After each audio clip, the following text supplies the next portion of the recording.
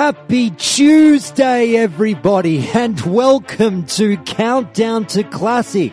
This is a podcast that educates, informs, and gossips about World of Warcraft Classic. Every Monday and Wednesday and Friday and Tuesday, apparently, we discuss the news, hot button issues, and content of the highly anticipated World of Warcraft Classic. I'm your host, Josh Corbett, and thank you for joining me here on Countdown to Classic on a Tuesday. Now, as you heard, normally, obviously, we get a Monday episode, but I let the Discord people know last night, and I put something up on Twitter and on the website, that the regular Monday episode I was planning for yesterday turned out to be getting so huge that I just couldn't finish it off in time. I got about halfway through writing and recording and thought, geez, I'm in a bit over my head here with the amount of content I am delivering to you, and I couldn't get it just done in time. So instead, I said, please bear with me for 24 hours. I'll get that to you on Wednesday, and I needed a bit of time to get this episode ready. And I do apologize for this delay, but as I've told you all before, sometimes I might need an extra 24 hours or so just to get these episodes out to you. But they definitely get to you, so don't stress. Countdown to Classic is committed to bringing you all the content we can here, being I, at the show every week. But the good news is, here we are now, and I present to you an amazing hour-long interview with Turocko, a listener of the show, all about the art of tanking. And as you know, these interviews feature absolutely anybody who has something meaningful to say about WoW Classic. I sit down with a range of different voices, from the proverbial person in the street players, all the way through to well-known community figures. These interviews that you'll hear on the show are the very first time I've actually had a voice conversation with the subject of the interview. None of the questions asked in these interviews have been pre-screened with the subject of the interview at all. Whilst I do ask for suggestions on what the interviewee would like to discuss on the show, they're hearing the questions for the first time. So all answers and responses are genuine and in the moment. Finally, absolutely no favors or payments have been exchanged in return for an interviewee's appearance on the show, so there's no favoritism or shenanigans going on behind closed doors. Please do stick around until the tail end of the show, as not only do we put the interviewee through a few fun hypothetical questions, but also at the end of the interview, I bring you Calling Countdown, a weekly segment where I play you the calls that the show took from you, the listeners of the show, during the week about any WoW-related topic that you wanted to get off your chest. And this could be a response to something raised on an earlier episode of the show, or just thinking out loud about something within the game. If you would like to be featured on this segment in the future, then please email me at feedback@countdowntoclassic.com, or join the show's fantastic Discord and PM me there. You'll find the link for that in the show notes or on the website. Now, let's get straight to this amazing hour-long interview with listener Turocko on everything and anything tanking.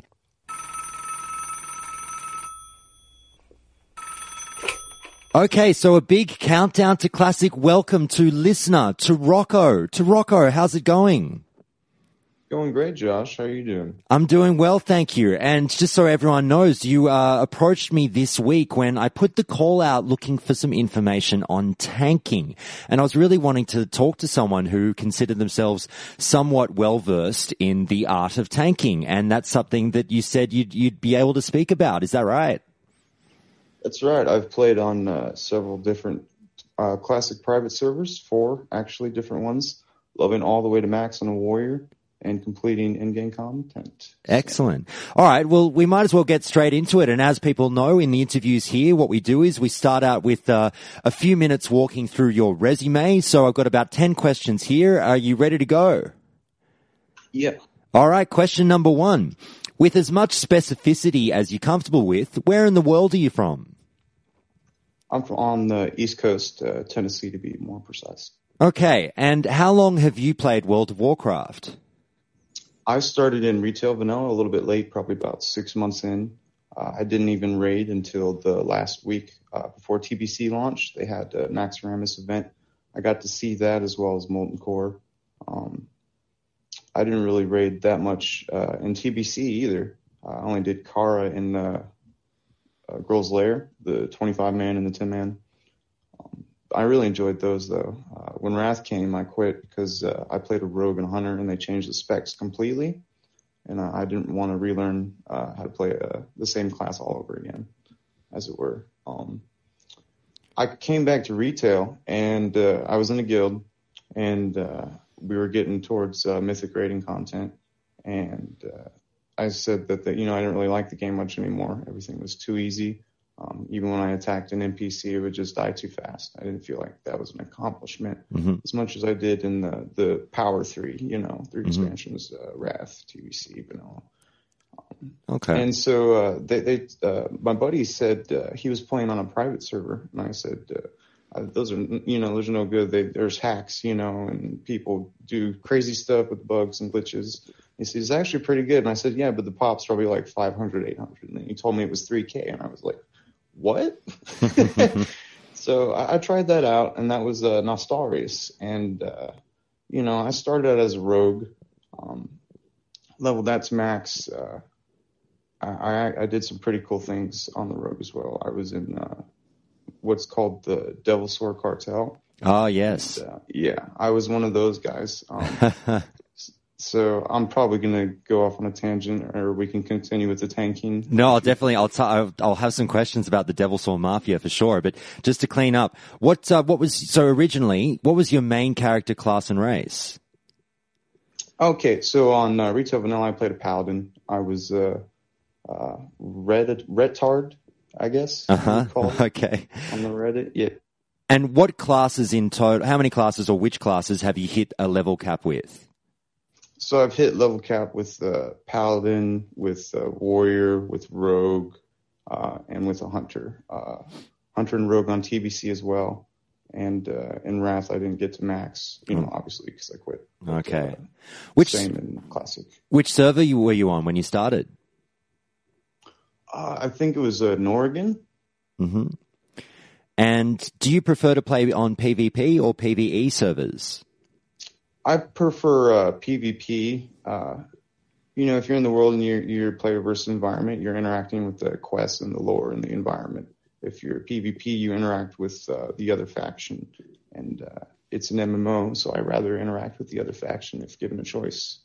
Sure. Now, you mentioned that you didn't start raiding until just before TBC came out, but perhaps more in your private server experience. What's your highest raid experience? Right now I'm in AQ on Elysium. I was 7 out of 9 before I took a break for about a month because I was on night shift and I couldn't make my raids. And then I came back and they had filled the slot, so I went to a different guild. Collusion, who's already cleared AQ completely, and hopefully we're going to do that next week in BWO tomorrow probably. Okay, so you haven't quite gotten to the front door of Nax just yet? No, not quite yet. My goal is to see that, and then I'm going to roll fresh and practice guild building, and hopefully meet some cool people and bring them to whatever server I go to on Classic. Sure. And so you're currently playing the game, it sounds like. Whereabouts are you currently playing the game, if you're okay with saying? What do you mean? Sorry, are you on a private server at the moment?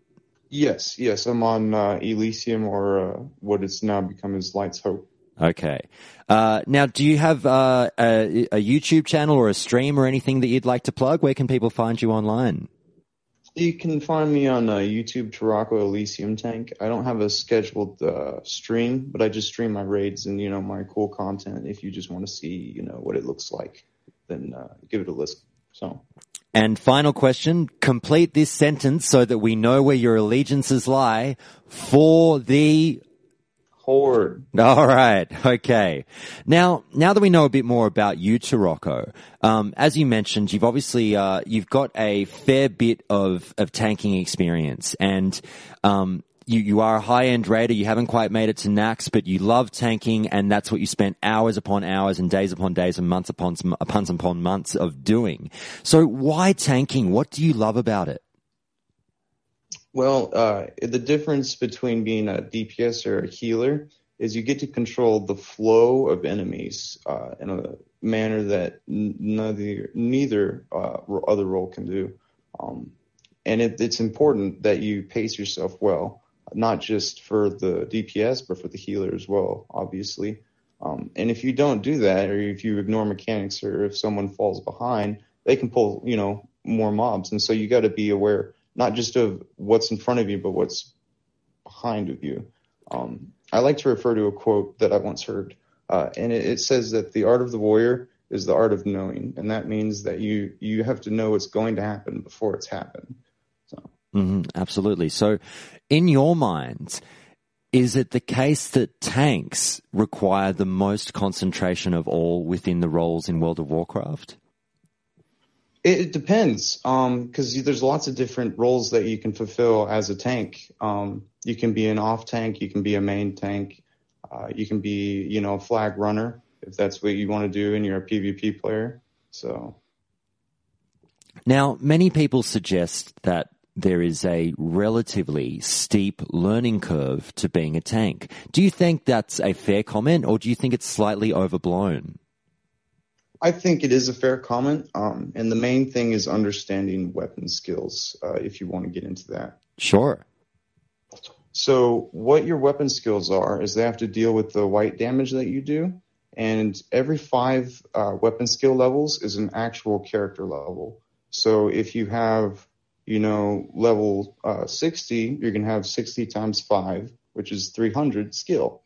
So that's the cap for each level. If you're below someone else, and this doesn't really happen for PvP as much, but it does happen, you get glancing blows. And what those are is you do 75% less damage with your attacks. It doesn't happen all the time on a swing or an auto attack, but it happens 20% of the time. And each level you're below, it increases by 20%.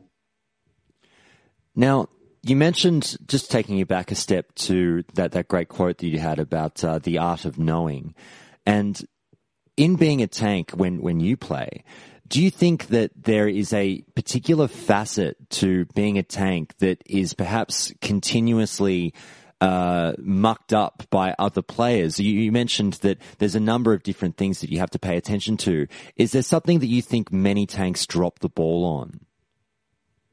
Yeah, a lot of the times they won't see their healers or DPS or what they're doing. Say if you're engaging 2 to 3 packs, and you're not the only tank, and you're trying to communicate with your 3 tanks, you may not know, what the healers are doing or what the DPS is doing, because you're focusing on your job. So you kind of need 1 to 3 people to help you lead. They may not speak as raid leader, but they will help coordinate within the raid to help get things done. Mm-hmm.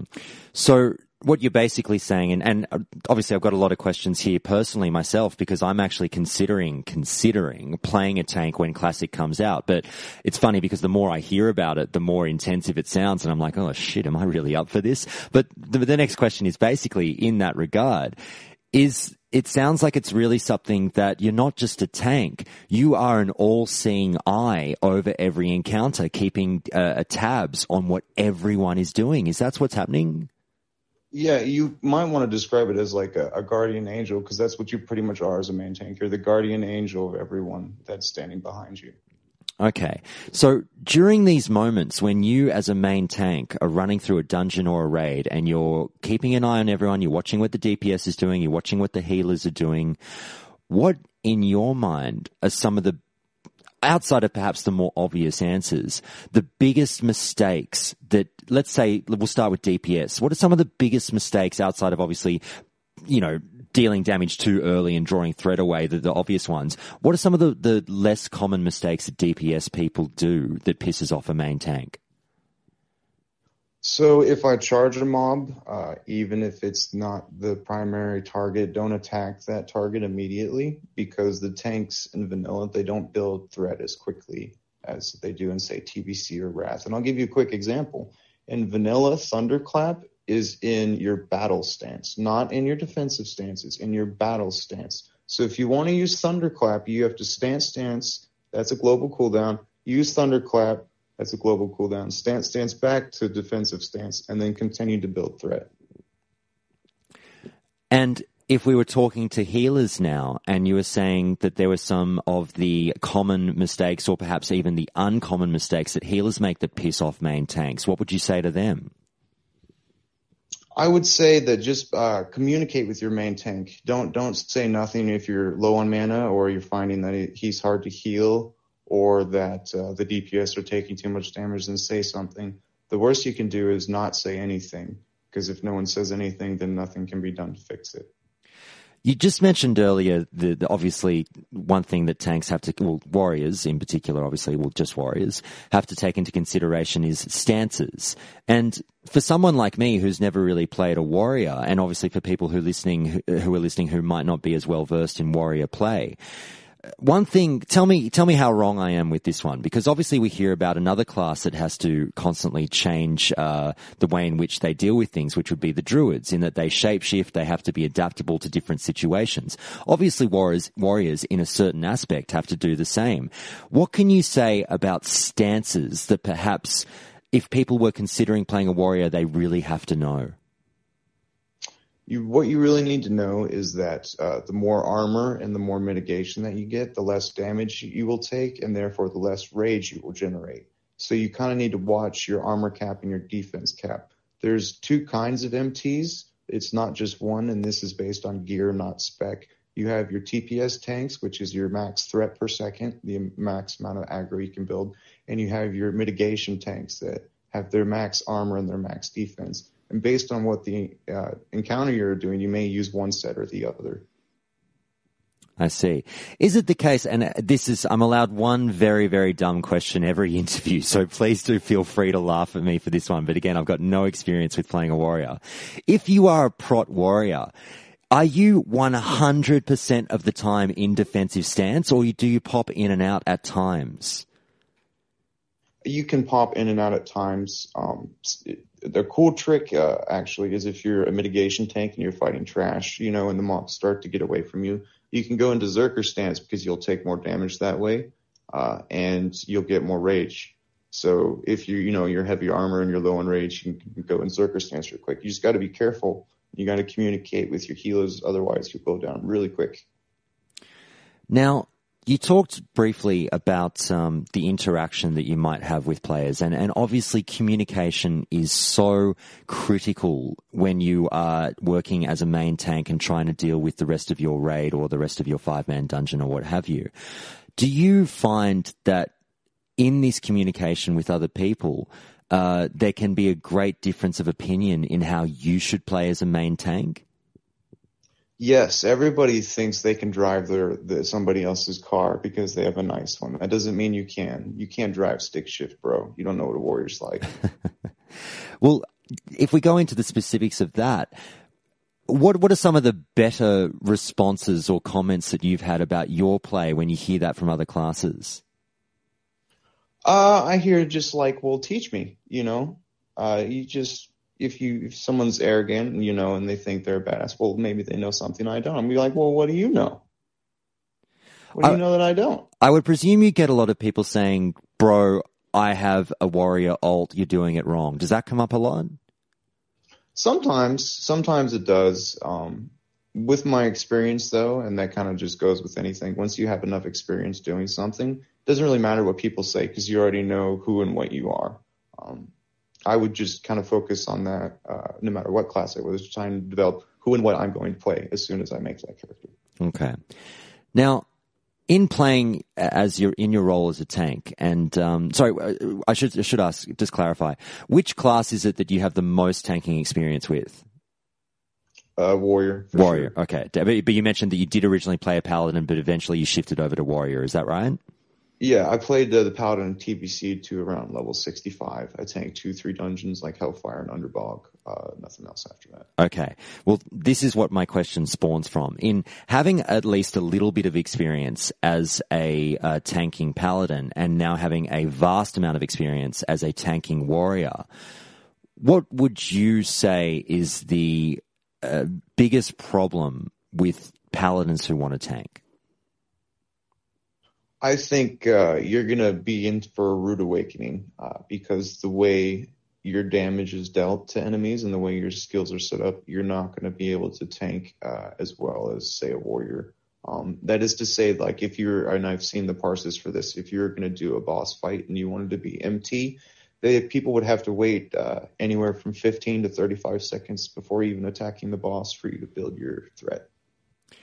And do you still feel that there is a place for paladin tanks within the game, whether it's as an off tank or, do you think that they're a fine tank to have through a 5-man dungeon? Obviously, a lot of people say that. What's your general opinion? They're fine for 5-mans and even 10-man content, and I would even consider bringing them in a 20-man if they're geared and they know what they're doing. But as far as MTing in a raid, I would probably not. I mean, even if you were super geared, I'd say the max you could do was MC BW on Ani. I wouldn't bring you into any other content other than that. And that's not to say that it can't be done, but in the harder raids, people are going to go for the strongest meta available, and that's just how it is. You're not going to be able to convince people to let you do it. I mean, and even if you do, you're still not going to be as good. So Okay. why would they? Now, a question I need to raise is glancing and crushing blows. What's the deal? What can you tell us about how you, as a main tank, deal with these issues? All right. So glancing blows has to do with your weapon skill, right? So we talked about that earlier, so I'll talk about crushing blows now. Crushing blows is when an enemy it has a higher weapon skill than you have defense, they can crush you. So you have to have 420 defense to be uncrushable, and that's the soft cap for defense. And the hard cap for defense is 440, and that makes you uncrittable. Okay, and obviously, is that something that anyone with any kind of aspirations as a main tank, is it a priority just to rush to that defense cap as soon as possible? No, and that brings me back to my two different types of tanking gear. So you have your mitigation, your TPS. You want to build early on mitigation because you're not going to be able to put out enough damage to build threat. So you just kind of need to mitigate the damage that comes in and try and take more damage. When you get to the higher levels, you kind of want to build more into your stats. So you're going to do damage, and you have been doing damage now, right? So you want to build on your AP, your crit, things of that nature, and that'll help you build more rage as well. So now you're building rage and you're mitigating damage coming in. Okay. Now, obviously, threat management is a core part of vanilla that has somewhat gone away with the involvement of the game. But casting our minds back to the vanilla days, in what percentage of encounters do you think threat management really actually matters? I'd say threat management actively matters in all fights, even trash. Okay. And I say that because once you take aggro from a tank, it's twice as hard for me to get it back, especially if I'm facing multiple mobs. So there's, in your mind, obviously, as a main tank, and I think many people will probably agree with you here, there's no time to be not paying attention, or there's no encounter where you can basically DPS away and it doesn't really matter at the end of the day. We're going to get through it. Not really, not unless you have a Thunder Fury tank. And how does Thunder Fury, or your experience with Thunder Fury, change the game, so to speak, for tanks? So first off, you need to understand that it acts as a thunderclap. It basically has the same effect as thunderclap, and it stacks with thunderclap and affects multiple targets. It also helps you build rage because it does damage when the chain lightning activates. So it decreases the attack speed of whatever target it hits, the chain lightning or the effect, by 20%. So that's an additional 20% slowed attack speed, and that's amazing for mitigation. In terms of, just back to threat really quickly, just to tie off this loose end, there obviously are a number of well-known encounters within the game in which the mechanic involves juggling threat. What do you think? Because I hear about the concept of juggling threat, and to a layman who hasn't taken part in that, it seems relatively difficult to me. Is that a fallacy, or is juggling threat actually, yes, quite difficult? It can be for certain fights because the meters will bug because certain bosses are buggy that way. Onyxia is like that. Nefarian is like that because, he's in the sky first and you fight the dragons and then he lands, and threat resets, and for some people threat might not reset. He's just buggy like that. And this is just the private server experience that I've had. I want to get back to what you said about threat so you understand what threat is. Sure. Threat is how much damage you do to a particular mob, and they take interest in, or healing. Mm-hmm. Healing, obviously, anything that gives a buff also causes threat in vanilla, which is something interesting. If you're a melee DPS, you have to do 125% of the main tank's threat in order to pull aggro. So it's a lot lower for melee DPS than it is for caster DPS. For caster DPS, you have to do 140% of my threat in order to pull from me. I see. Threat's one of my fondest memories. I mean, people often ask me about, sometimes now, because I ask so many other people about their memories with the game, and we often don't go into mine. One of my very specific memories from the vanilla days has to do with threat, because I played a rogue, and for a very long time, and I'm sure a lot of players went through this when we were all learning, but I just did not get the concept of threat, and it took me a while to get the add-on to deal with threat meters and stuff like that, and I just couldn't understand why I kept drawing mobs, because I was the idiot that we all yell at that goes a little too hard, a little too soon, and puts the group in a precarious situation. So I know I must have pissed off a lot of tanks just like you back in the day. So I've got to say, I apologize for all the DPS people to you tanks. Yeah, that's definitely one of them I'm sorry, Ms. Jackson moments. Now, what for you is the most frustrating run to go through as a main tank? I've had some really bad ones. My worst one was when I played on a private TBC server called Hellfire, and we were doing a run of Arcanine Crypts, and we had a Druid healer, and he just kept talking shit to me from the beginning of the instance to the end. He's just telling me that I was horrible, that I wasn't doing my job right, that we were going to die, and it annoyed me so much that I started letting the mobs attack him when he overhealed me. I'd let him get to 10 or 20%, and then I pulled off of him. Yeah. He never died, but, he just panicked, I love it. Is there a particular raid that you feel is the hardest to tank? And I understand that you haven't gone through Nax yet, and that might be the easy answer. But outside of Nax, what particular dungeon or raid do you feel is really quite obviously the hardest one to deal with?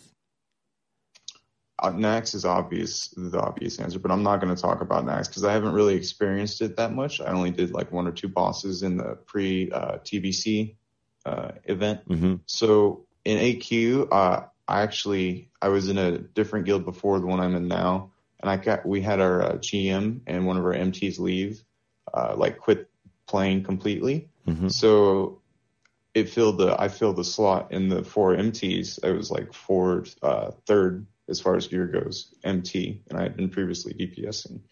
So I walked in, and I was trying to do the Emperor fight, the 2 Twin Emperor fight. Yep. And I had never tanked it before. I DPS'd it, which is easy, but if you're tanking it, you got to know the positionings perfectly because those two are linked. The Twin Emperors are. One of them does magic damage, the other does physical damage. A big thing in this fight is crushing blows. One of the ways you can help avoid crushing blows, by the way, is to increase your armor, not just your defense. Because you can cap defense, right? But you can't really cap armor. Well, you can, but it's 11k, and only druids will cap armor. Mm-hmm. Anyway, you can use stone shield potions, and that's what we do if you're tanking, when you're tanking the physical boss. Now, warlocks tank the other emperor, so the one that does the magic damage. Mm-hmm. So what they do is they teleport, they'll switch. So the warlock has to reestablish aggro, and he'll have shadow damage gear, resist gear on the Shadow Warlock tank, because that's what he does. And then the tank that picks him up, he has to drag it away from the Warlock, but not get too close to the boss. If you're too close to the boss on the Emperor, then he'll knock you back, and he does massive damage. And then the boss is out of position, and he's running around killing raid with a big 2-handed sword, and that ain't good. On top of that, there's also bugs that spawn periodically. Well, they're already in the room. They just become enraged, and they attack. So you have a tank handling the bugs. You have the DPS running in between the bosses as they teleport. You have the tanks switching the targets when they teleport, picking them up, and you hope no one pulls aggro when this happens, of course. Mm-hmm. And the main thing that was hard for me was getting used to the distance that I had to be off the initial pull in order to establish aggro on the melee target.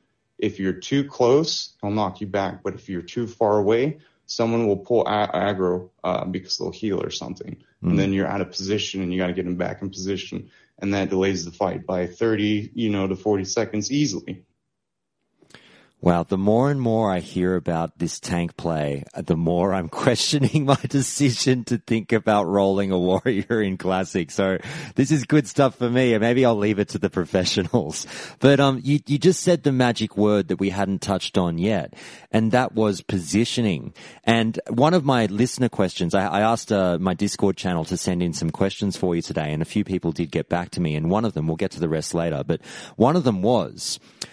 this is from listener Funk Nasty, who says the following. Why are tanks so bad at positioning in vanilla? LOL. And obviously they're being very tongue-in-cheek there, but let's talk about positioning and what is it that a tank really has to take into mind when they're thinking about their positioning? The main thing, and this is very important on any pull, is LOS. Remember this word, if nothing else, LOS. LOS means line of sight. It's an abbreviation. That means that if an enemy is targeting you, even if it's a melee or a caster, it doesn't matter, you're not in line of sight of it, so it can't attack you. So in order for that mob to attack you after you establish aggro on it, say with a ranged pull or someone else pulls for you, and they run to line of sight where you're at of that mob, the mob comes to you around that corner or whatever, attacks you or that person, and you pick it up. You can do this to pick up all mobs within a particular pack, and everyone does this. All mobs in a particular pack, and you just build aggro on all of them immediately. This also allows DPS to pretty much just go ham within the first 15 seconds. Do you feel that, I know it's somewhat of a joke, but do you feel that the community, not the majority of the community, but some of the community feeling that a lot of tanks have got a lot to learn about positioning is a justifiable argument, or do you think that that's just people lashing out?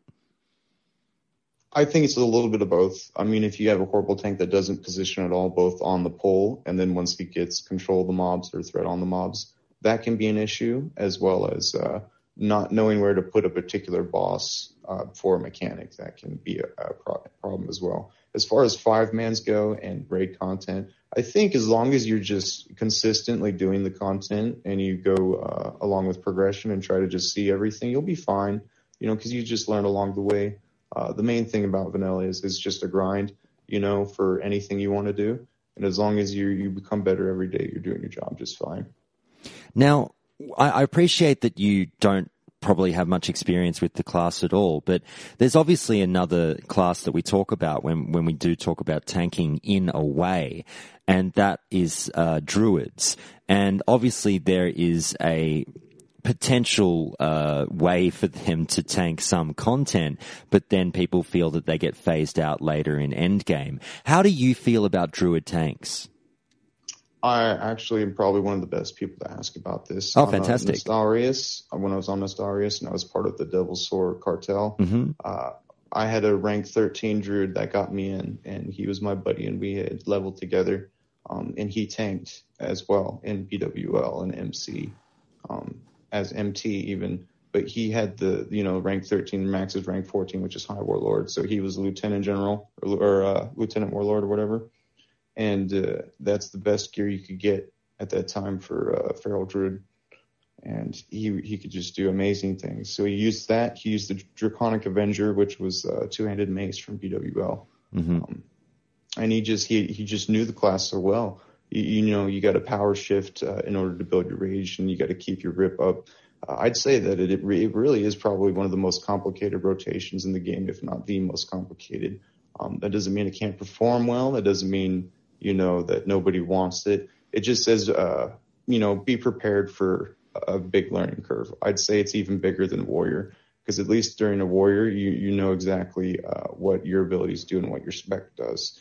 As a druid, you kind of got to figure it out, because mana is a big thing as well for feral. Okay, so my interpretation of that, and please tell me if I'm wrong here, I don't want to put words in your mouth, but it seems like you feel that there is somewhat of a place for a druid tank in high-end content. It strictly just relies on the skill of the driver, so to speak. Yeah, and I think that's true with any class or spec, but there are limitations, and I'm not going to say it's all sunshine and rainbows, because it's not. You're going to be limited, and during late content, you will get phased out a little bit due to the gear and just the way the bosses and things like that go. But you really shouldn't worry about it. You should just focus on doing because your guild will get to the point where they don't do that old content anymore that you're really good at, and then you could come into like a pug or someone else's guild and just rock, and that just feels really good. So as long as you're happy with your place and what you're doing, you should really be concerned about new content, because you can always DPS and you can always heal. You just may not always be the most effective tank. Okay. Now, this sort of leads into my next listener question, but just before I get to that, I would ask this. Do you feel that effectively by the answers we've gotten from you so far, we already, without any changes being made whatsoever, have 3 completely viable tanks in vanilla World of Warcraft with paladins, druids, and warriors? I'd say they are. For certain fights, you're going to have to use warriors. That's why warriors are number 1. As far as paladins are concerned, I think you can main tanks through tier 1 and tier 2 content if you have the exact right gear and the exact right spec, and you bring consumes like flasks. Like as a paladin, you're going to have the flask every raid, and that's no joke. Mm-hmm.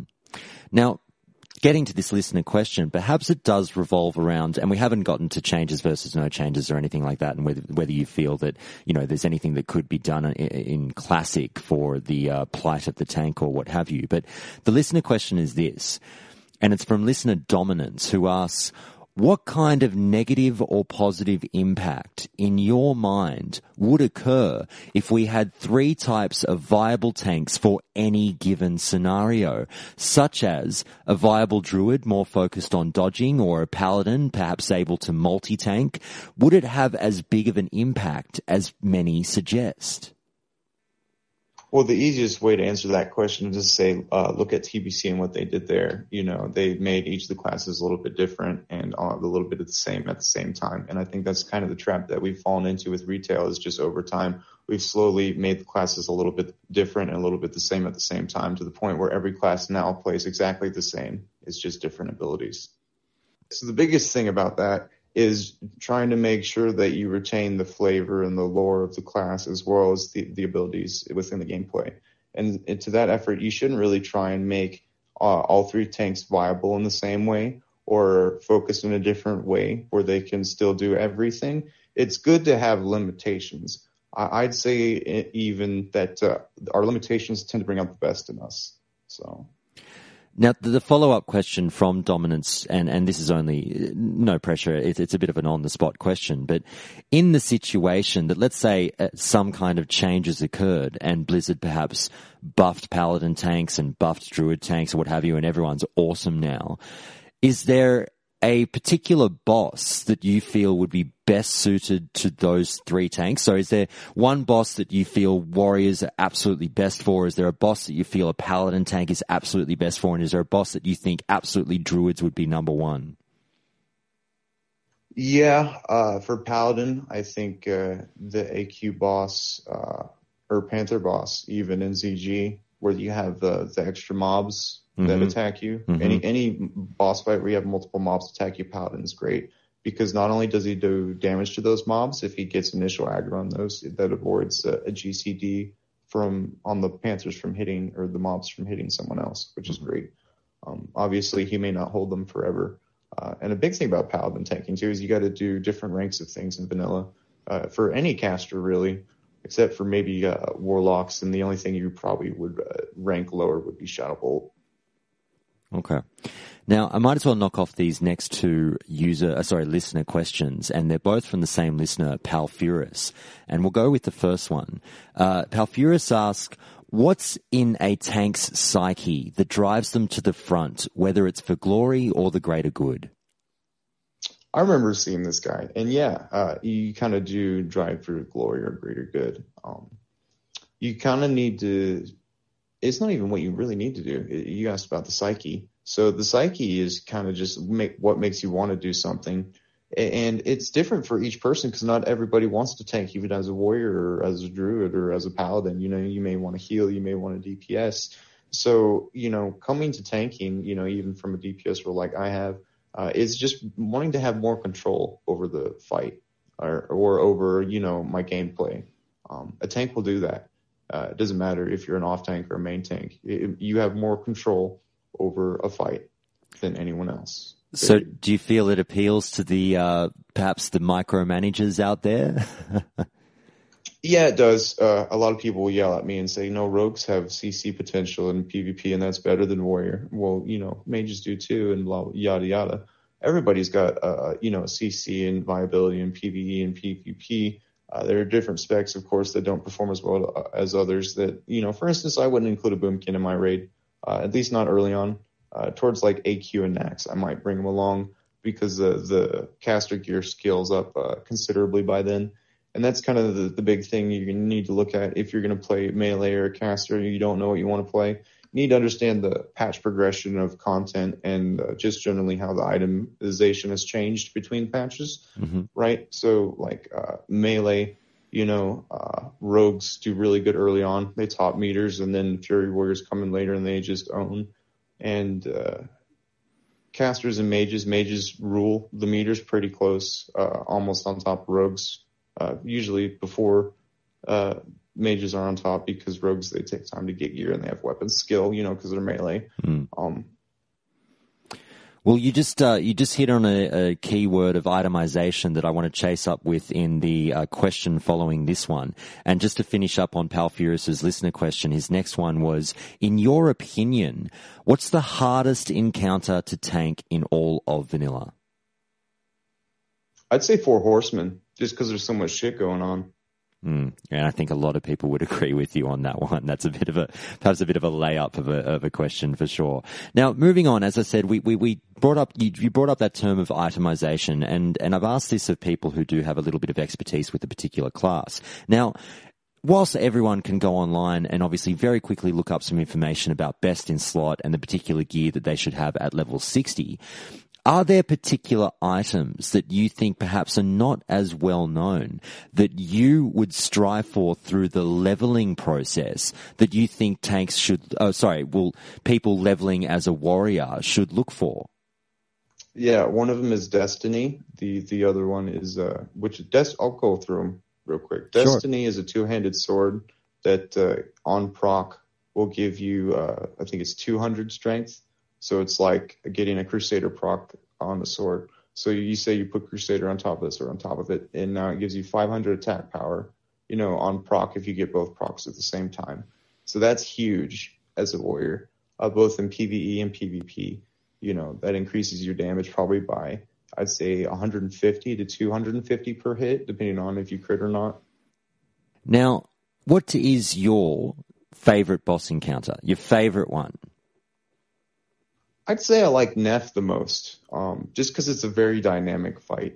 Because you have the class calls, you have the 2 phases, and then there's the positioning that you have to do based on the class calls. And I just really like the dynamics of that fight. I think anyone that does that fight for the first time is immediately going to fall in love with it. And what's your least favorite encounter as a main tank? I'd say my least favorite encounter as a main tank so far is Siren in AQ20.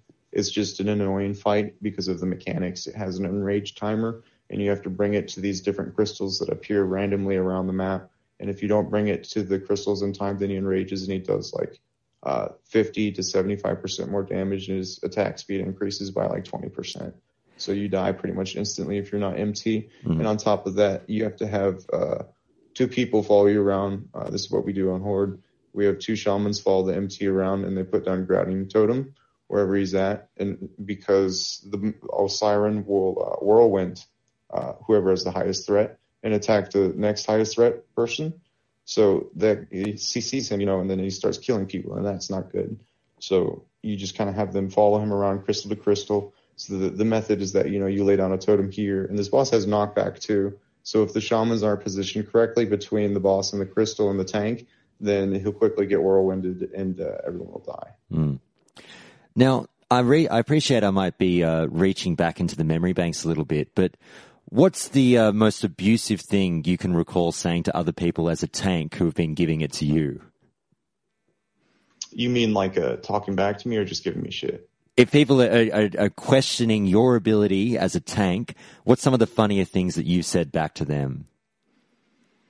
Oh, I'll give you a chance. I'll be like, why don't you try? Why don't you just one mob? I'll let you go, just one mob. You can have the healer. You can have the other DPS help you. If you can kill one mob, That's probably the best way to do it. Absolutely. Put it back on them and say, you think it's so easy, why don't you give it a try? For sure. Now, in terms of people like me considering playing a tank for the first time in Classic, what would be your biggest piece of advice before we go down that path? My biggest piece of advice would be your race and class combination as far as warrior goes, because you're going to get different weapon specializations based on your race choice and based on what weapons are available, early on or later, or whatever you want to do for like PvP or PvE. You need to know just kind of what the each race will give you. So like Tauren, they have maces, and I think they only start with maces. I think they get axes too. I'm not sure, but anyway, you just look at them, and because the weapon skills are expensive, they're like 10 silver for each. And you're not going to have 10 silver, at level 1 or level 5 or maybe even at level 10, because that's when you get your first class quest. So you just kind of want to say, I want swords or I want this, and you save up the money either to go buy it, or, you choose the race that's appropriate for it, and that'll save you a lot of money in the long run. Mm-hmm. Now, just to shift gears a little bit, perhaps away from tanking, but we touched on a few points there that will flow into the next topic, where you talked about the need for a main tank to really keep an eye on the whole scenario in a raid or in a dungeon, and you kind of have to have tabs on everyone. And really, it probably is, even though we didn't specifically say it, it probably is a role that is best suited for a guild leader. Now, in your experience, and you also mentioned the word, obviously, the item Thunder Fury and things like that, and people all gunning for that item. Now, in terms of leading a raid, do you feel that main tanks are best to be a guild leader as well? It really just depends, because, not everyone's the same. I've been in guilds where rogues were the guild leader and the raid leader, and they were, very successful. So, it's just kind of whoever wants to step up, has the biggest voice, or in many cases, the biggest expletive appendage. Mm-hmm. Absolutely. Okay. Now, do you have any experience with building or leading guilds? I do. I've helped build several. I built my own a few times on retail, classic, and TBC. Mm-hmm. So, I can kind of give you an overview on, whatever feature of, guilds you want. Well, you said one thing in our very short amount of contact in the lead up to this interview that piqued my interest when you mentioned that you'd be more than happy to talk about leading guilds. And in one particular instance, you said you've been in scenarios where on 3 separate occasions, you've seen Thunder Fury drop. Having been involved in those situations in a position of leadership when such a sought-after item drops, and obviously also in being there as a tank, how do you feel people react to those situations, and are they handled well? Well, you got, 3 different types of people, I think. And based on what mix of those people you have in leadership, you're going to have a particular outcome. If you have all hardcore people, then it's going to go to the main tank every time. If you have semi-hardcore people, it might go to a DPS, it might go to a tank. Depends, how much time people have committed, and how serious of a player they are. If you're in like a casual guild, your Thunder Fury could go to anyone because people are crazy. And have you been in? You mentioned that you've been in some situations where you've seen a lot of different guilds disband due to drama. Is that right? Yeah, I've seen 2 or 3. I've actually been in 1 or 2, but I've been pretty fortunate to never been in like a raiding guild and have it explode on me for the most part. I have had one incidence where I can get into where I had a raid or a guild collapse on me because of poor raid management and just poor leadership. And what kind of, when you say poor raid management and poor leadership, if you're there as the main tank, what kind of examples are there of, what would you like to see as a main tank in terms of leadership and management of a raid? And what went wrong in that particular one? As a guild or a raid leader or whatever, I would like to see all healers at full mana as soon as they enter the instance and immediately start buffing everyone within range. It doesn't matter, what class or, if they're new or, not, because if you do that ahead of time, it saves you probably about 5 to 15 minutes, depending on how quickly your people filter in. So what was the specific example of the drama that you saw that saw the guild break down? Right. Okay. So I had a Ninja Looter GM, basically, and I didn't know this. I kind of figured it out, detective style. Mm-hmm. So I was in a guild on Nostarius called the Netflix and Chill, and I feel fine talking about this because I was in the right. Mm-hmm. We were pugging with 3 different guilds for MC. BWO was already out at that time as well. And we had just freshly hit 60. I had been kind of just newly promoted officer on my rogue, and I'd been helping people do Ubers, running 10 mans pretty much day and night to get people geared, because I wanted to get into the raid. And, we were pugging, everything was going kind of okay. We were down in bosses, but just the people that we were pugging with, they just weren't that good. They had the gear, from BWL and MC because they had cleared it before, but they just weren't very good. Even their MTs, and their GM, it was like they didn't really know the fights. And even if they did know the fights, they didn't communicate it properly to the right people for them to do the right things. And my GM, he kind of just let their GM just run the show pretty much. And I didn't really like that. Even though I hadn't really done vanilla raids all that much, I still felt like, you should make your presence known. And we were getting like half of the mats from MC as well. And this is kind of goes back into how I figured out he was a Ninja Looter. So we're pugging with these 3 guilds, right? And he's getting shares of these mats from these guilds, from these MC runs. Mm-hmm. And so I start asking, how many we've got, can I see the guild bank, and he said, well, we've got this many, I don't really know what we need if we have anyone that can craft or anything yet with the stuff we have. So I don't, I'll just keep track of it for now. And when we have something we can make, I'll let you know. And I was like, okay, that's fine. So I start asking the other GMs that we were running with, how many cores they were getting and stuff like that. And they started telling me that they were missing some. And I was like, what do you mean you're missing some? And he said, well, usually we get X amount, and this time we only got X, or Y. So that was a red flag for me right there. And that made me want to do a little bit more investigating. So I kept asking, the other guilds, and they all said the same thing. And I was running in Ubers one day for our guildies, and he came into the run. We were like halfway through. And the Ace of Beasts drop. And I said, this is really good for mages and priests. I said, if you're major, please roll on it. And everyone else, please pass, because I'm trying to make sure all items go to the people they benefit most, because that's what a good leader does. And he needed on the item, even though I told everyone else to pass, and he won it, right? And I knew that he ninja'd it, right? And then this is how you tell the difference between a ninja looter and someone who made a mistake, is that a ninja looter will wait until everyone else has rolled on the item and nobody else, is going to roll, and then they'll select need. Usually when the group starts to move, so they don't notice as much, right? So he does this, I have guildies in the run that I had leveled with all the way to max with, and they immediately, are whispering me saying, this is bullshit, why would he do that? He's just going to sell it. What does the guild bank look like? And I'm like, yeah, I had the same thought earlier. So we get through that. We get to Dracusath. The other pattern drops, the Flask of the Titans recipe. He takes that, sells that as well. And from there, I messaged him because I had figured out, what he was doing. I said, and I had talked to the other officers before I did this, and I told them I was going to talk to him.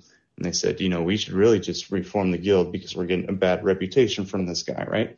I said, well, I'll give him a choice. I'll tell him to either step down or we're gone, because that's really the situation I was in. So I go and I tell him, and he's like, what do you mean? The runs are going fine. I'm like, no, they're not. The runs aren't going fine. You're not helping other people. You're only helping yourself. And we're tired of it.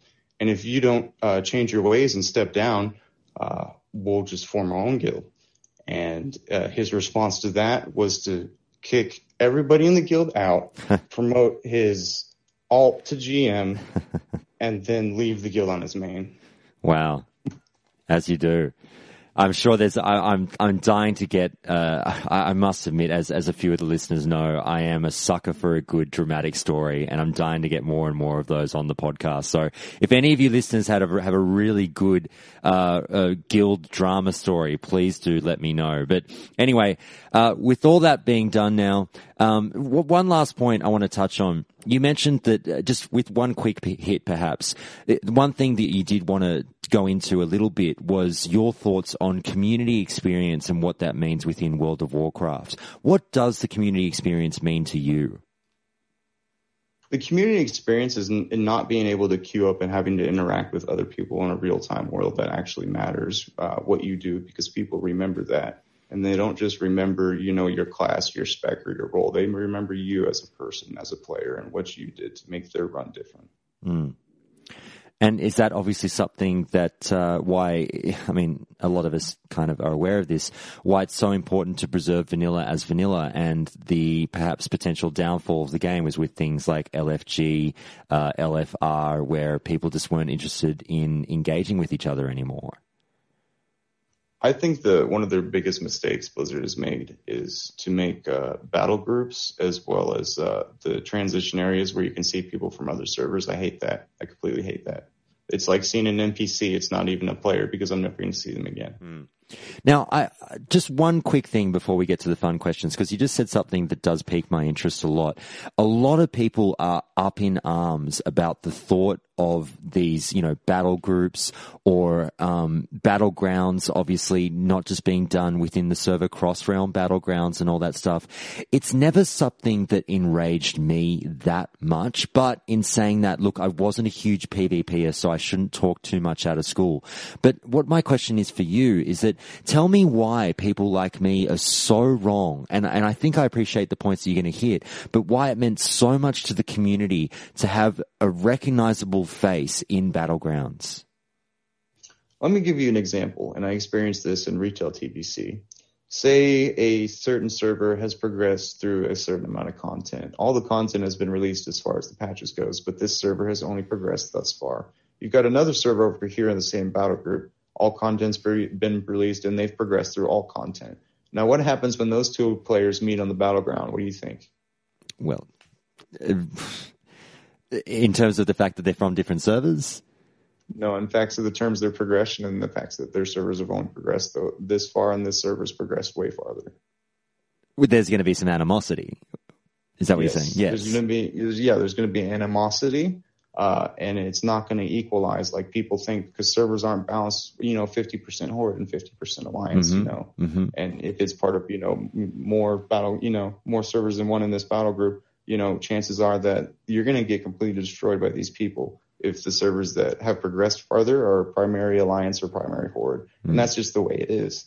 So if you're in a certain battle group, you may meta, hardcore people will roll a certain race based on the battle group that they're in. And I think that takes away from the community in a big way, not just between gear differences, but between actually knowing the people that you're with. And that's important because if you go and you do something in the world and you PvP'd earlier, maybe in a battleground, you might see the same person and they might try to kill you, or they might show you where our resource is, or you might, follow them because you saw them mining an AV or whatever. And it just makes the game infinitely more interesting than, say, you just queue up because the whole point of PvP is to not be like PvE. And if you make it so that you only encounter, events and things that you do as far as gameplay, like your PvP, or you're mining, or you're doing quests, it just makes the PvP encounters feel like PvE encounters. And that's not a good feeling. And you just don't want that. Okay. Sorry, I appreciate your question now. I've got a cat crawling all over me, and that's why my mind is kind of half in the clouds when you asked that question, dealing with this situation over here. Now it's time for, I'm sure you've heard the show. We have a segment where we ask you to get a bit of anger management off your chest. So now it's time for anger management.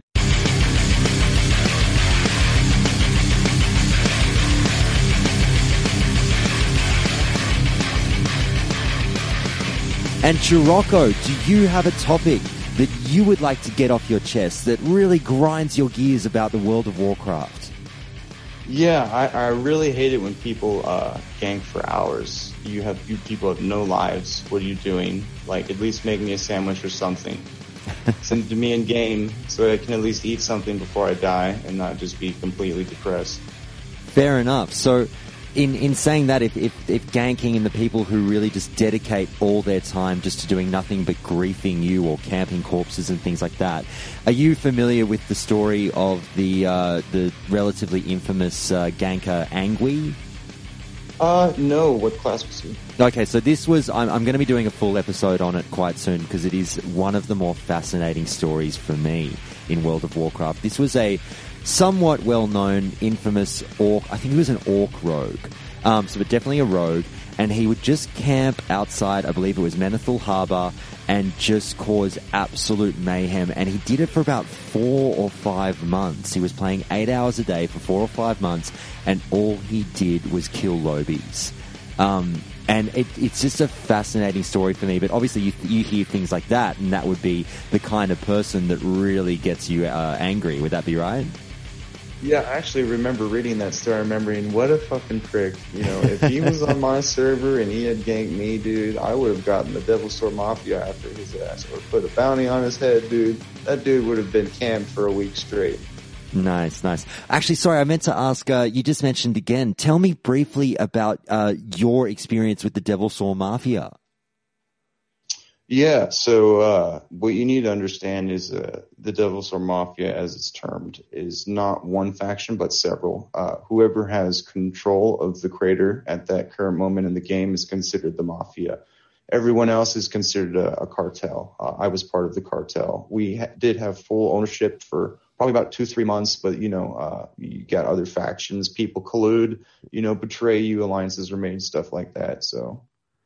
It must have required a fair bit of time investment, obviously, to control the crater.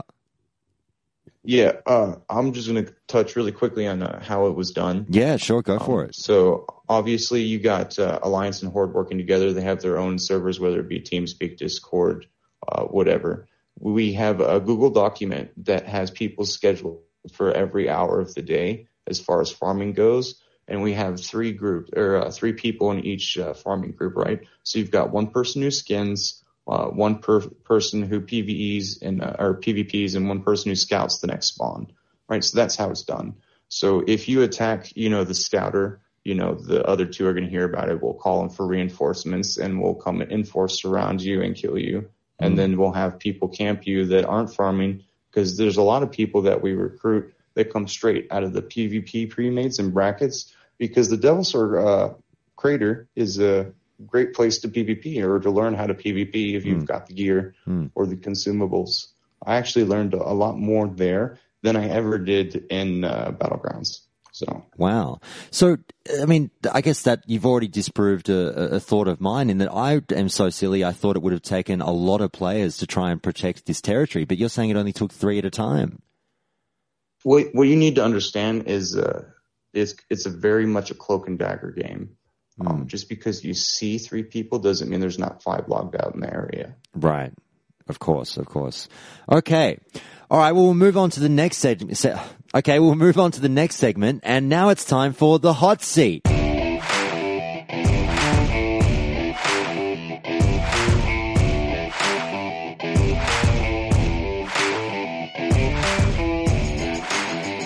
All right, Turocko, so I've got 10 fun questions, hypotheticals to put you through, and let's have a bit of fun with this. You ready for it? Yeah. Okay, question number 1. Ruling out the following 3 questions, and they are the following. When is Classic coming out? Will there be changes? And will there be patch progression? Ruling those ones out. If you could ask one Classic-related question of the devs right now, what would it be? My question would be this. After you see Vanilla and the success that it will have, what have you learned about changing abilities and adding new ones that takes away or adds to each of the classes? Because if you can fix that, you can fix the game. Okay. Next, are you familiar with the game Fuck, Marry, Kill? Yeah. Fuck, Marry, Kill, yeah. Okay, we're going to do a World of Warcraft version of Fuck, Marry, and Kill, okay? So, I'm just going to propose 3 different bosses for you as a main tank through your viewpoint. Fuck, marry, or kill. All right.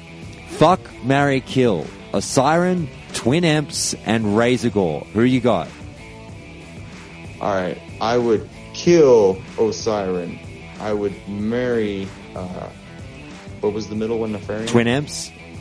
Twin Imps, yeah, I would marry Twin Imps because if you can do that fight, you can do anything. Mm-hmm. And I would, make, kill, and then what was the last one? Then you'd fuck Razorgore? Yeah, I'd fuck Razorgore. All over, dude. I love them razor blades all over me. Okay, all right. Next question. If you were stuck on a desert island with one NPC from the game, who would it be and why? If I had one NPC, it would be Overlord Sarfang, because he's the most badass character in all of vanilla lore, in my opinion, and the most underdeveloped, which I think is very sad. Anyone that plays Wrath and saw the Wrath case knows exactly what I mean. Nice. So you think he'd have some interesting chat on the island? Oh yeah, dude, just about being a warrior. Like, I would love to see like a class quest after Nax that says something like, you killed the Lich King, now you must face the undead within your own soul, or something like that, or like a tier 4. That'd be amazing. Nice. Now, what's the meanest thing that you've ever done in the game? The meanest thing I've ever done, I actually did. I have a mage that I'm leveling up, and when I made the mage, there were a lot of people on the server, so it was very hard to tag mobs for your quests. So and mages are known to do this.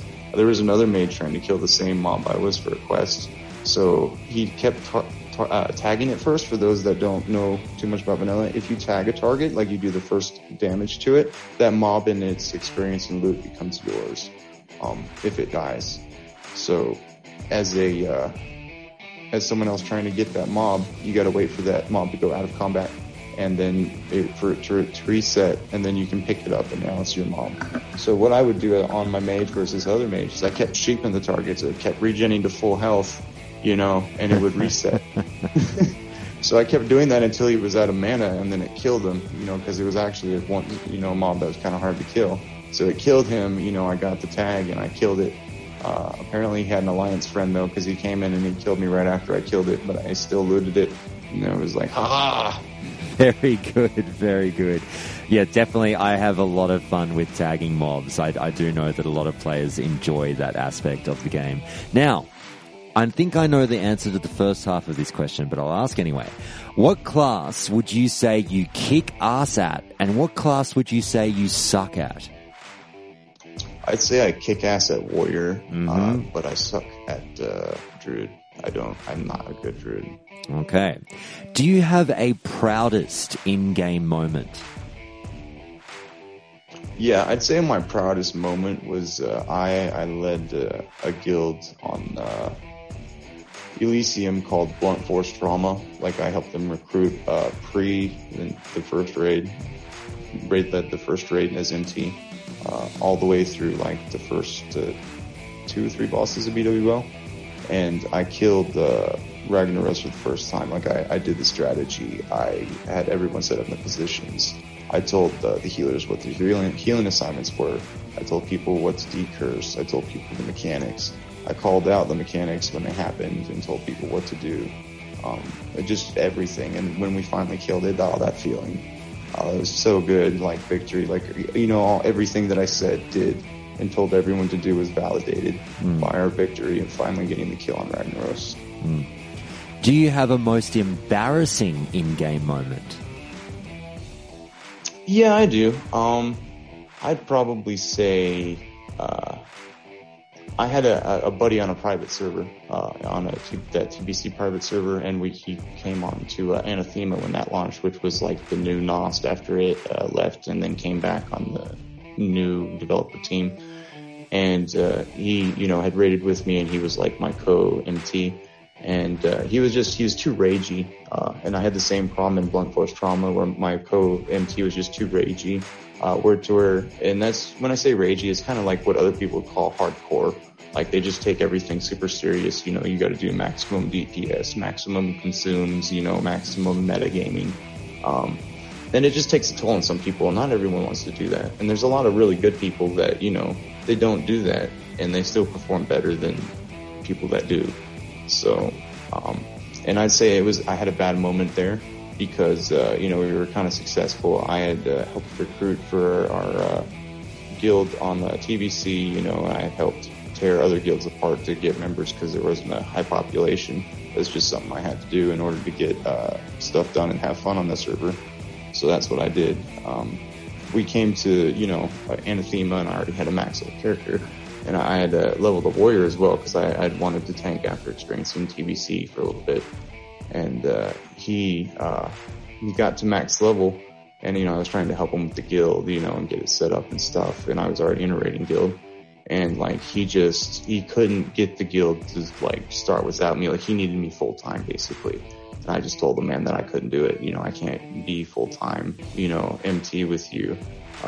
And it's not because that I didn't want to, except because I knew we wouldn't be successful because of his attitude.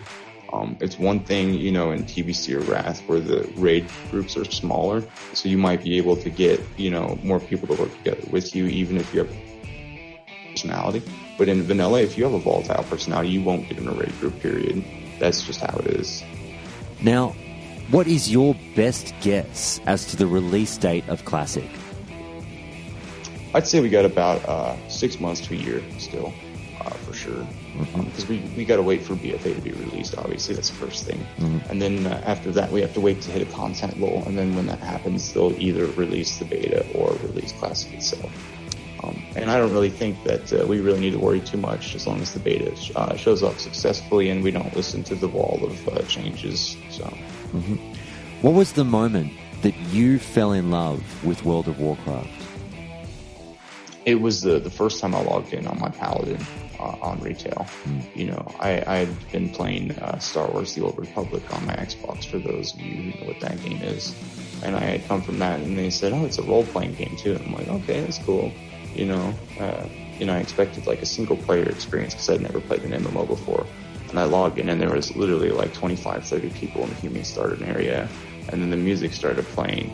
And then the quest started reading out to me with the scrolling text, and I was just like, whoa. I was just in awe. I literally had my mouth hanging open probably for about a minute and a half, and I had dry mouth afterwards for about another 5 minutes, just because I was just in so much awe of a game that could be like this and have so many people and it not lag. I appreciate that. I'm going to have to tweak that question slightly because almost everyone has said the exact same thing. The first moment I saw it when I logged in, and it's the best answer because I know that's definitely the case for a lot of people. But no, I definitely appreciate that. It's awe-inspiring when you first see it. Now, one final question. Tell me why you, Turocko, are most excited for World of Warcraft Classic. I'm the most excited of anybody, not just because I play a warrior, but because I come from humble origins. I started as a Reddit-in retard or whatever. And I came up from that, I started Rogue, which is, maybe a little bit harder as far as DPS goes. And then I came up from that, I went to a Hunter, which is probably, kind of easy. But in TBC, it got a little bit difficult. It had some skill about it. And then I came from that again. And then I rolled Rogue because that was something, I had a little bit of skill with in TBC, and I mastered that, completely. Not only did I master it, I excelled to the point where I became kind of a legend in my own right on the server when it was in its prime. I would go into battlegrounds, even at low levels, and I would kill someone with a one shot just because I knew my spec and I knew how to play. And people would say stuff like, boom, Rocko'd, like that guy got Rocko'd or whatever, you know, in a PvP group. And it was just super fun because, you know, and so is it fair to say that you're chasing the drug of that notoriety, and that's why you're most excited perhaps to get that back again in Classic? Yeah, I'm not like, it's not even like that I'm a hardcore person going for world first. It's more of like, I want to have my own clique that I built from the like the mistake I've made in the private servers, if anything, is just that I didn't build my own clique. I kind of helped build someone else's, and while those people were more majorly successful, I feel like more successful had I gone my own route. But it's hard to do that late. It's something you kind of have to do early on. You know, if you're going to start your own guild in vanilla, you got to know what you're going to do early on as far as like PvE, end game, and have the people for it, obviously, because it requires a lot more. All right.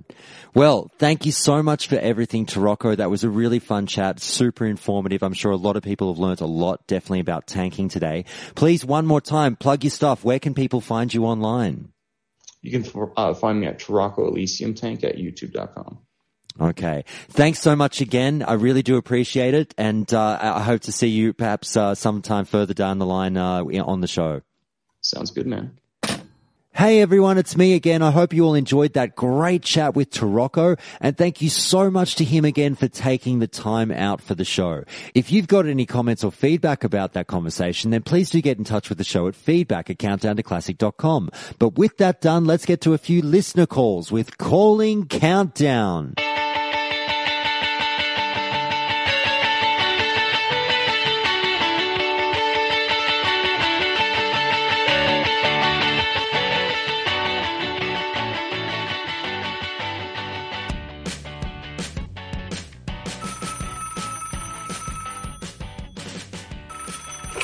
Okay, we've got another caller on the line, and who have we got calling, and where in the world are you calling from?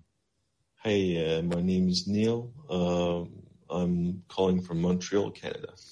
Fantastic. Yet another Canadian listener. There's so many of you involved with the show. I love it.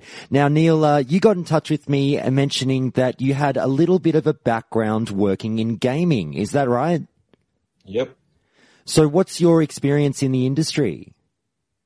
I've been working in video games for 15 years, multiple AAA studios on different kind of games. Okay. What kind of games have you worked on in terms of genres? Done RPGs, action games, fighting games, shooters. Yeah, I've done RTS also. Yeah, I've done quite a whole lot. Very nice. And what's been your role? What do you do? I've worked from QA to programming. Recently now I'm working in product management. Okay, cool. Now, so obviously it seems like you've seen both sides of the product then, in terms of not only making it, but then trying to deliver it, I guess. Yeah. Okay, so when you got in touch with me, just for the listeners' benefit through the week, you mentioned that you might have, obviously given your experience, a little bit of a unique perspective on what might be happening over at Blizzard at the moment with the development of World of Warcraft Classic, in terms of what some AAA developers might be going through in terms of timing and work on the back end. And what would you have to say so far to listeners about what might be happening over at Blizzard? Well, we see a lot of things, right? People say different things, and they assume, things that Blizzard might be doing right now. And I just maybe wanted to set the record straight, because we can make a lot of assumptions sometimes, and they're not always true. So basically, right now, I'm pretty sure what, from my experience, what Blizzard might be doing is just, setting the project as a whole. That means just having the bases done right, like I'm going to say some gaming industry words right here, like the build system, like making sure that they can build their stuff, they can, they have their testing environment to test their stuff. I'm pretty sure that's what they're doing right now. They're most likely have a very small team. So, I'm pretty sure that's what they're working on right now for the past 6 months. Okay. Now, what's your knowledge of what some of the what's been said about the development of Classic in terms of essentially building it from a new platform? It's not as simple as copying and pasting old code into new platforms. And obviously Blizzard themselves have said, it's a much larger project than people realize. What would you have to say to listeners on that yes, it is actually a lot bigger than you think. It's not super simple. Well, it depends on the scope they want to do, right? Because, of course, porting the old game to a new server infrastructure, a new database infrastructure, that's quite a lot of work. But also, like, what are the other, maybe, like, I'm going to say changes, but maybe not like gameplay changes, but changes to either the client, and I want to be careful here. When I mean client, I don't mean game files. So you could have the modern client, the BFA client, but with the old game files, right? So that's two separate things. So it depends what they're looking to do. If we're going, the bare minimum, moving the old game as is into the new infra, the new database structure, that's a sizable challenge, because you're looking at, the old code. The old code was made to communicate with that old infra, right? So it's gonna have to rewrite a whole segment of the server and maybe the client as well. And in your experience, and feel free to get as technical as possible, I'm sure some people will understand, or you can explain it to the listeners. What do you feel would be the most difficult part for Blizzard about this project? That's a good question. I'm not intimate into, what kind of tools they have, what kind of experience they have also. I'm pretty sure they have some fairly experienced guys, but that's a very good question. To me, if tomorrow morning I would start on a project like that, most likely would be all the server tech is pretty, like, I'm a bit familiar with what they use right now, and it's comparing it to the old. To me, that's the biggest challenge they have. Mm. Now, you mentioned the size of the team, and your presumption is that the team is quite small. When you say small, what would be your best guess as to how many people are devoted to the Classic project right now?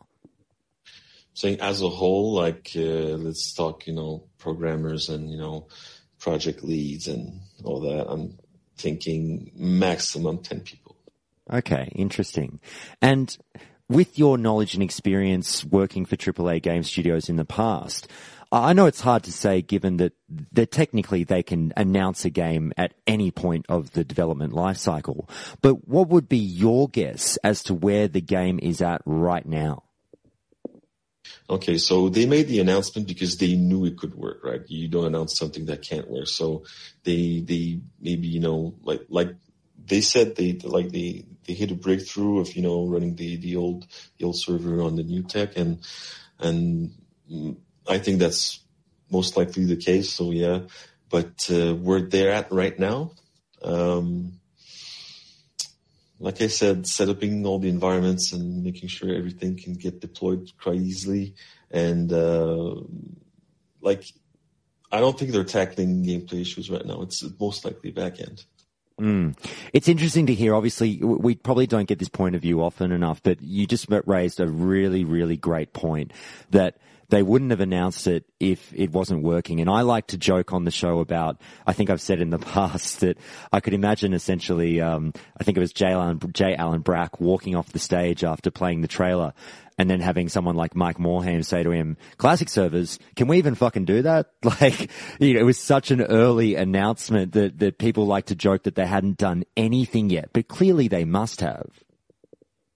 Most likely, yeah, because especially on to port an old game on new infra, it's just, it's a lot of headaches. Also, I want to specify something, is that when we develop a game, the code is not pretty. All the games we ship, I'll say we as a general for the industry, but you know, when we ship a game, it's mostly hacked. We want to make deadlines. We want to make the game work. It doesn't have to be pretty. It's not usually. It depends on the game, but usually we don't touch some certain parts of the code even in future patches. So we just make sure it works. It's not pretty, but it works. So most likely the old vanilla server or client is like that. So if they want to touch up some old code that's most likely hacked to hell, that's I'm pretty sure they made sure that it would be at least possible before announcing it. Sure. Now, I think one of the biggest misconceptions, just finishing up on this subject of time, is that a lot of people do seem to say, come on, this is simple. Even if it was a little bit difficult, it's Blizzard. Come on, they've got the money to throw at things. If they had a small team even, surely this would only take, a few months to put together. What would you have to say to people about development time that's probably most misunderstood? The most is money. People think that money solves everything, and that's simply not true. Your biggest problem with even small or big projects is resource management. Resource by I mean people, right? You have all these different games at Blizzard you need to focus on to develop. They all have their roadmaps, right? And they all have their next features to work on, and you need people for that. So. And if the company chooses to focus on a certain aspect, then they will take their best resources and work on that. So it's all a matter of focus, and it's not about money. Because I think I saw that on the internet somewhere. Like you can't take 9 women and ask them to deliver a baby in 1 month. That's not possible. So it's something like that. Like you can't just throw money at it and have it solved. You need good planning and you need good resources. So, and that's basically what I'm saying is the team is small because they most likely have 5 or 6, passionate guys who wanted to make Classic for a long time. And, and they said, okay, like you guys be the core team and we'll build gradually over that. And, So do you think it's entirely plausible that the Classic project could take, let's say, 2 years to develop? I think once the back-end stuff is done, the rest could be quite simpler than you guys think. That's my guess,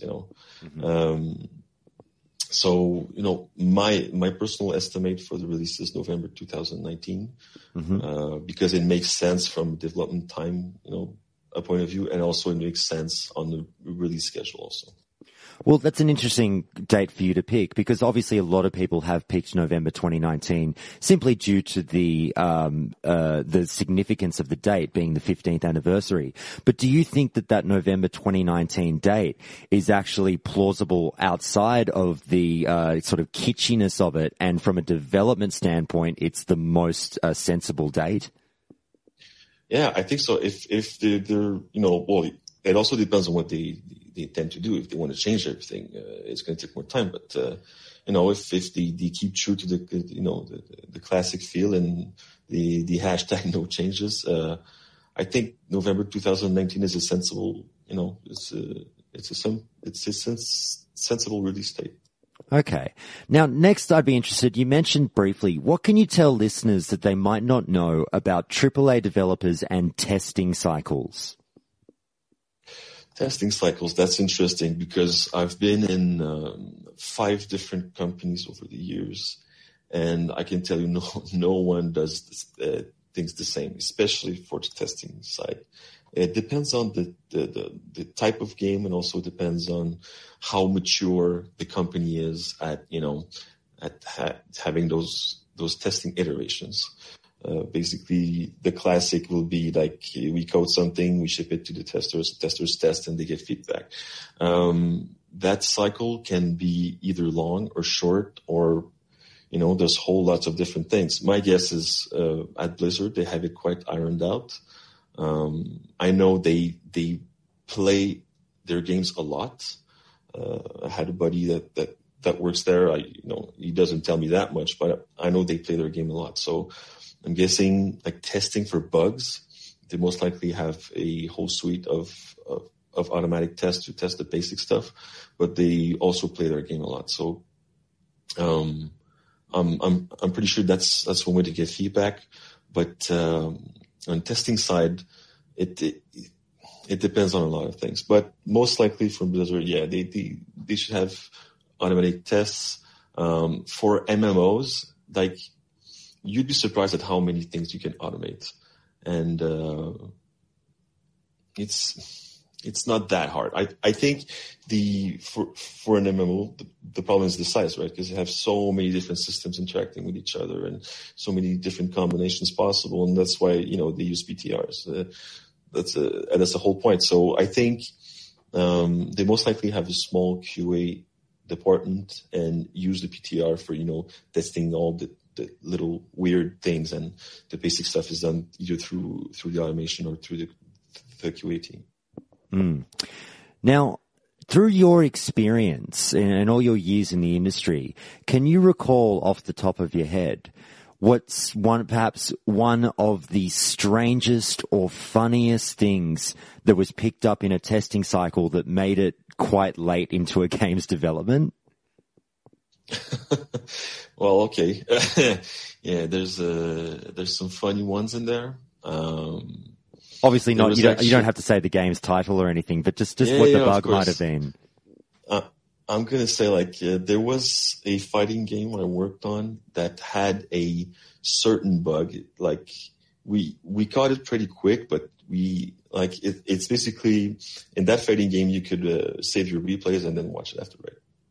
And in a certain we caught a crash while reviewing a replay, and we couldn't reproduce it for days, and it was really weird. It was a bad crash. So we spent weeks trying to reproduce it, and it turned out that it was only a certain character fighting another certain character, and if you had pressed X during the loading of the replay for at least 10 times, it would crash. So these kinds of bugs that you find, and they're really quirky and weird. But that's one of the examples. Another would be maybe not on the bug side, but I've worked on a real big AAA game. It was an RPG. That's all I'm going to say, that the whole team worked on without having source control. I don't know if you're familiar with what source control is. No, if you can explain it for the listeners and myself who might not know. All right. So source control is where you submit the code, all the changes that you do. So it's a centralized location. It's also all the files are versioned. So if you submit a bad code file, you can revert to the previous revision. And so it's just a safer way to develop, and having everything in one place that is backup. And so yeah, there's one big game that millions of people played, was made without source control. And if people know what I'm talking about, their ears are going to fry, because yeah, that's fucking bad. But yeah, the industry can be pretty chaotic at times. Wow. Funny.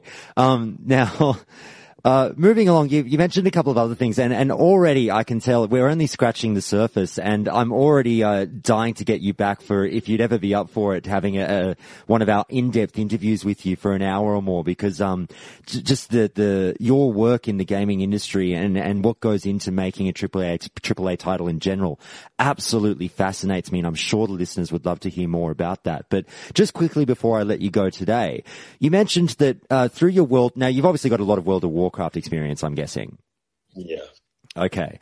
And you mentioned to me that, funnily enough, you actually met your wife in vanilla. Is that right? Yeah, actually, we met in vanilla in 2005. That's amazing. And how did that meeting come about? Okay, let's say I wasn't playing World of Warcraft to find a love. So yeah, actually we had the only French Canadian guild of the server, and we met through there. And I think the first time I saw her, she organized a dinner at her place for all the guildmates and all stuff, and that's kind of where we met and hit it off. Yeah. That's so amazing. I love stories like that. I'm a romantic at heart, so I absolutely love hearing that stuff. And obviously you've kept playing, you've married her, you've built a family, and you've still managed to get involved with the game on the side. Is that right? Yeah, I became guild leader sometime after that, and it was, we had kids, and we still found a way to make time for all that stuff. And of course, we weren't like still hardcore raiders at that point, but still find time to manage both the life and the wildlife. That's amazing. Does she still play the game? Yeah, a bit. Not as much as me though. I'm a diehard fan, but yeah, she still plays. Oh, I would, if she was ever open to it, I would love to talk to the two of you about that Romeo and Juliet story, without the tragic ending though. I can ask her. All right. We'll see how we go. But look, I'm so convinced, Neil. Thank you so much for coming on today. I will absolutely have to try and do all I can to get you back on the show again, because you have just absolutely fascinated me, and I'm sure a lot of other listeners with what you've had to say. So thank you so much again for calling into Countdown to Classic. My pleasure, and thank you, Josh.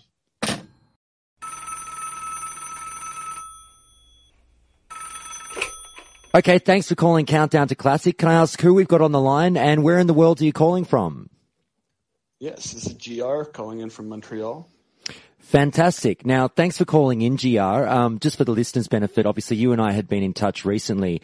I made contact with you, and you mentioned that you are currently engaged in a role as a community manager for a private server. Is that correct? That's right, yeah. So I'm like a really part-time volunteer community manager with the Elysium project. Okay, so what does that role entail for you now? So, you know what, I think for me the biggest part is just sort of responding to people's inquiries about the server and about the game on Facebook, on our Discord channel. And just helping out also just internally in some conversations, testing, spell checking things before they get released. You'd be surprised at how much work goes into maintaining something like a private server. Oh, I've got no doubt, and I'm fascinated to sort of hear about it. That's why I was so eager to call you. But you mentioned that basically it's volunteer work. How did you get involved? How did you make contact with the Elysium people? So I'm just on their Discord. They make announcements from time to time, letting people know if they're looking for more people to jump in and help out. I spotted that. I've been playing on the server for a couple of months, and I was really enjoying it and having a good time. So I spotted that message, and it just sort of started up a conversation and went from there. Okay, and how much time would you spend per week on average, say now, on the role? For me, it varies. I sort of do it like as I'm playing WoW or while I'm at work, if I see a message coming in. And honestly, I'm probably one of the least active people. I'm just sort of consistently sort of active. But there are definitely a lot of people involved that spend a lot more time than me, that's for sure. And I just sort of help out when I can. I would say maybe on average, a few hours a week. Now, you mentioned that obviously a lot of work goes into these private servers, and whilst the show doesn't necessarily, we don't advocate for the use of private servers here, but we certainly don't ignore their existence, and I am fascinated by what goes into the work and the back end on a private server. So if you give listeners a little bit of an idea, how big of a team runs Elysium, what kind of work goes into it, how does it all come together? Okay, so I mean, Elysium, if you're not aware of it, has a pretty long history, going all the way back to Nostalrius and even private servers before that, both from a technical side and sort of a cultural side of things. But I guess today I would describe Elysium as being a handful of sort of core people that occupy key roles. Folks like Shenna and Krog. Rain comes to mind as somebody who's very active. And those are just the people I see and I speak with. There are also a lot of people on the development and technical side of things supporting them that I don't really have any interaction with directly. But they're all there, and they're all doing a lot of really important work. And, you know, if you look at a progressive server, like Elysium, when you're going through patch progression, you're looking at eventually doing an expansion pack into the Burning Crusade. It really is a lot of work. And I like to just help out on the player side of things and help people understand how they can get connected and play the game and get up and running. Just because my experience has been so positive as a player that I like, helping other people understand just how to navigate getting into that. Mm-hmm. And there's a lot of folks like me that are, generating content, visual content, that are, helping out as a GM in the game if people have issues or there are glitches. They're doing it first and foremost just for the enjoyment of the game itself and the players playing it.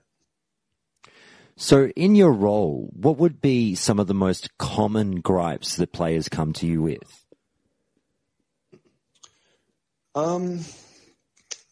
Some people are upset, obviously, about bans or suspensions. A lot of the time, it might just be that they got caught by like an automated feature, and it's pretty straightforward to get them up and running.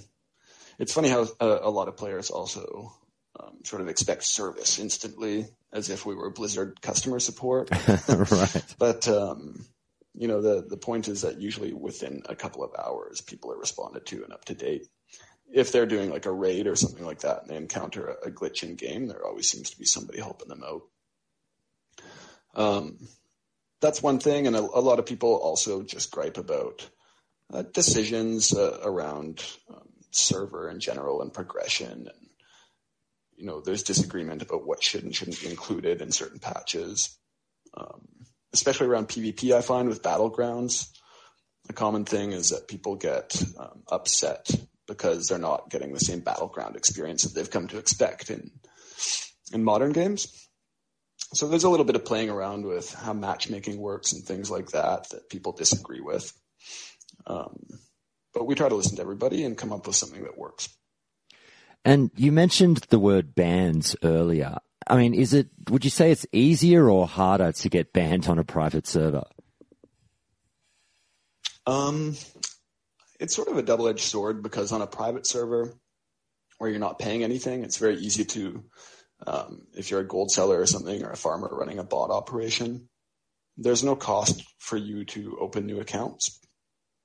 And it becomes a sort of a game of attrition between the server and the bot runner. Mm-hmm. So I would say that statistically there's probably more bans on a private server, but only because there's a lot more people trying to get away with things that they would never attempt on Blizzard. Right. Now, hypothetically speaking, let's say, how do bans come about? Is it still by the usual way? Would you need a player to basically report something? Or are there active GMs pretty much at all times in major hubs seeing what's going on? So, for example, if I were to jump into the middle of Stormwind and create a level 1 character, walk in there and just start yelling, countdown to classic.com, would I come under notice pretty damn quickly and get booted, or would a player have to report me? If you were promoting the show, for example? Yeah, if I was advertising. I think it would be depending on why you were advertising. I think somebody like you, if you were getting on there and saying, hey, people, come check out my podcast. We talk about World of Warcraft Classic. I think we would see it as a positive thing for the community. And as long as you weren't like spamming players and whispering people in like an automated way. If you were just like on World Chat dropping a message once in a while, I don't think it would be frowned upon. But I mean, if you were promoting something that was, maybe not directly related to the game, that might be an issue. Yeah. So let's say that, for example, if you started going well outside the realm of the game, would you come under notice pretty quickly from a GM or something? Yeah, you would come under notice pretty quickly. There is a report feature in game that works and gets reviewed. We also have like active social media. People would be complaining about it pretty quick if it was even in the least bit like contentious. So I would think it would come to our attention quite quickly. We're all playing the game too. Don't forget that. Right. Well, on that point, you mentioned that you do a little bit of work on the side while you're basically playing the game.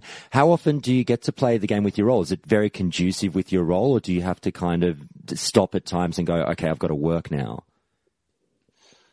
I don't really see it that way.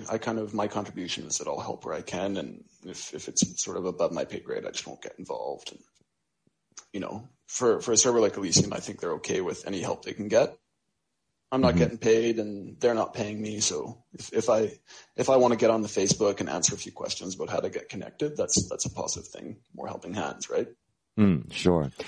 Out of interest, sorry, go on. You know, for example, if I spotted somebody spamming something potentially,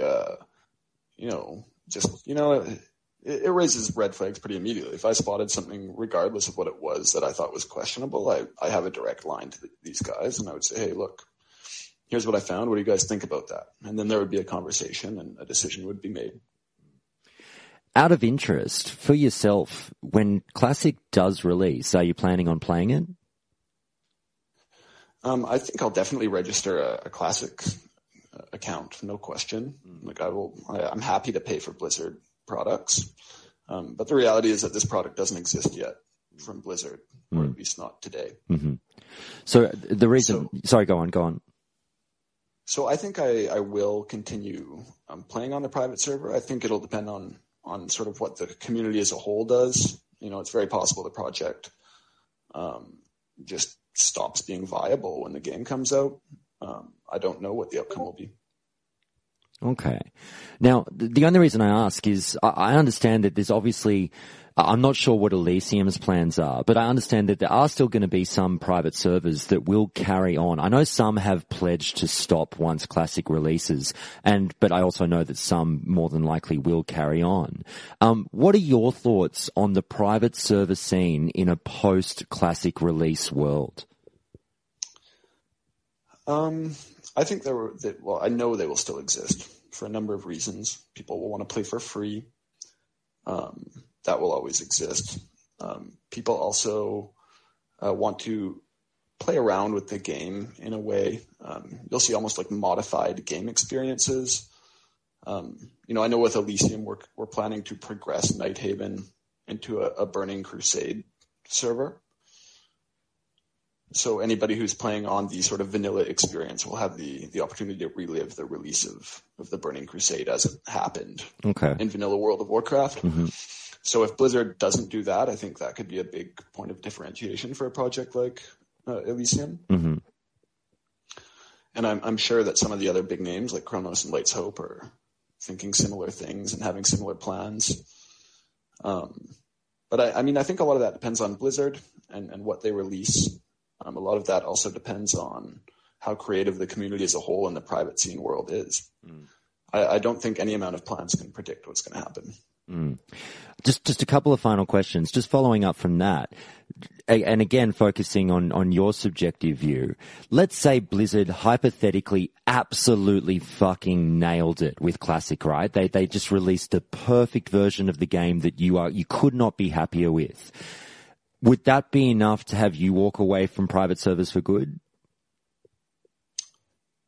For me personally, that's a tough question. I think that it's going to depend on also my experience with Nighthaven and sort of how that goes. If I'm still going to be playing the game, I do have a character now that I'm quite invested in and a group of people that I play with, and